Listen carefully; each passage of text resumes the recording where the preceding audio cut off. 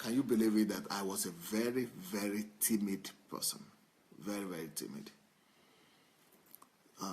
Not just timid, but broken. Broken in self-confidence. Broken in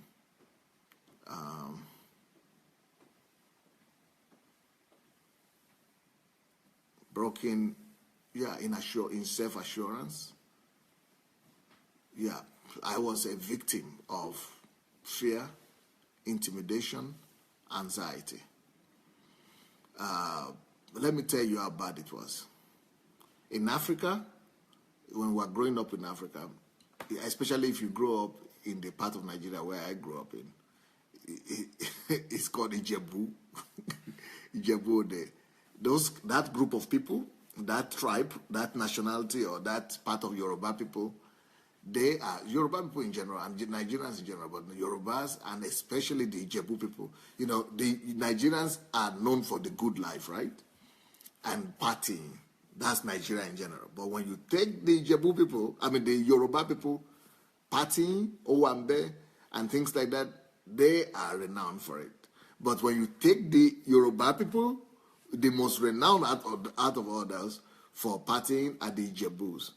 But that's a very bad culture in the sense that it is, on one hand, there could be a good aspect to it, but it's bad in the sense that people live frivolously. People live a trivial lifestyle. And so life is regarded as a kind of frivolity, as a kind of enjoyment. You know, people want to live their life as if life is about pleasure. But that's one of the greatest deceptions that anybody will ever engage in. That's a lie. Life is not about pleasure. Life is about many things, but not pleasure. Pleasure is part of life, but pleasure should never become the purpose of life. So, but unfortunately, I come from that part of the country where partying, pleasure, is the centrality of their lives. So, growing up in the village, one of the constant images that you will see in my village is that you have parties every weekend. That was good for me a little bit because at least I could go there to eat. Those parties, burials, they always doing burial, funeral. So those afforded me the opportunity to go and eat some food that I couldn't eat at home. And but they will always like to challenge the youngsters, the young kids, to go forward and dance. They always push you to dance. I don't know where you grew up or if you had that kind of culture where you are coming from. But where I come from and where I grew up, they will always make you to go dance. All the kids always dance. And it's like it's a normal thing to, even when the adults don't want to dance, they push forward the kids to dance. It's like everybody wants to look at the kids the way they dance. And even parents want to push their children forward to dance.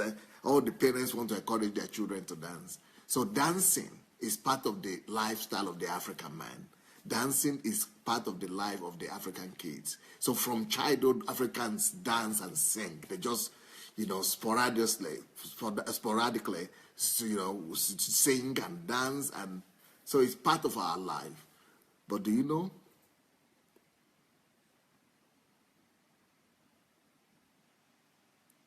The only person who couldn't overcome the inner brokenness and timidity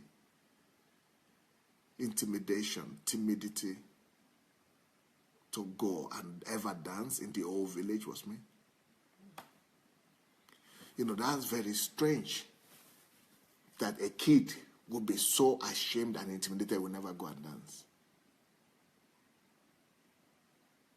Especially when all the kids, every day, every week, people are dancing. There's only one kid that would never be bold enough to go to step into the dancing floor and dance.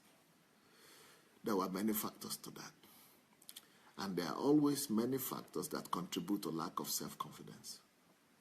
In my case, there were factors that contributed to this timidity and lack of confidence. So my personality was shattered and broken from my childhood.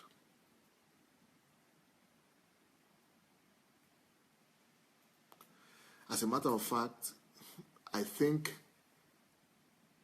everybody who ever knew me growing up will tell you that they still don't believe. Even people who see me on television and in newspapers and see my name, they still doubt it that I'm the one. Because it's not possible for somebody to come from where I'm coming from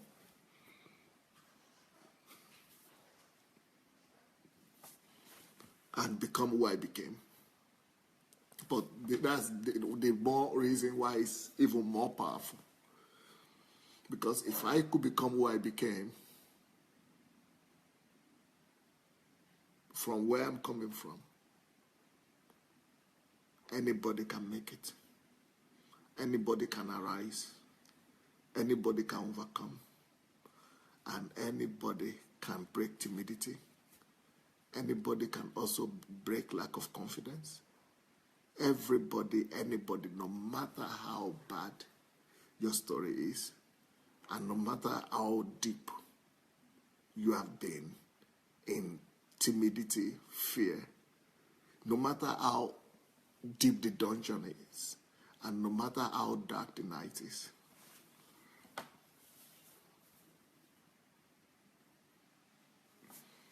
you can be lifted.